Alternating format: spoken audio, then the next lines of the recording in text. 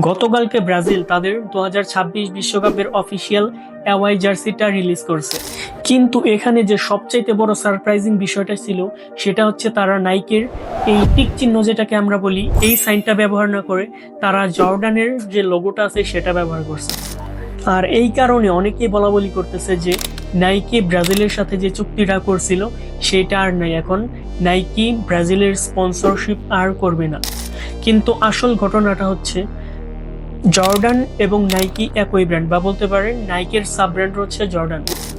1984 সালে তৎকালীন basketball মহাতারকা Michael জর্ডানের সাথে নাইকি একটা ডিল করে এবং নাইকি মাইকেল জর্ডানের জন্য একটা স্পেশাল জুতা বানায় এবং সেই জুতাটার নাম দেওয়া হয় নাইকি এয়ার জর্ডান। কিন্তু বিপত্তিটা ঘটে তখন যখন এই জুতা পরে খেলার কারণে এনবিএ, ফুটবলে যেমন সবকিছু কন্ট্রোল করে ফিফা, তেমনি বাস্কেটবলে সবকিছুই কন্ট্রোল করে এনবিএ।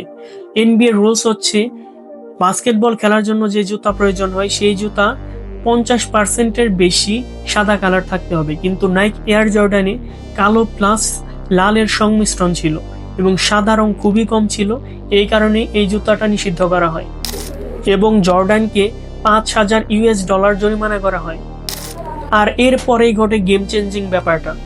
এই পুরো জরিমানার অর্থটাই নাইকে নিজে পরিশোধ করে এবং এমনভাবে এটাকে মার্কেটিং করে, তারাও সবার কাছে এমনভাবে এটাকে উপস্থাপন করে, তারা বলে এটা এনবিএ নিষিদ্ধ করলেও মানুষ সবচাইতে বেশি এটাই পছন্দ করবে। এবং সবচেয়ে সারপ্রাইজিং বিষয়টা হচ্ছে সেই বছরেই এয়ার জর্ডান বিক্রি করে নাইকি $120 মিলিয়ন আয় করে। আর এভাবেই জর্ডান একটি ব্র্যান্ডে পরিণত হয় এবং আপনি যে এখন দেখছেন যে ব্রাজিলের 2026 বিশ্বকাপের জন্য যে অ্যাওয়াই জার্সিতে জর্ডানের লোগো, এটাই জর্ডান, এটাই ব্র্যান্ড।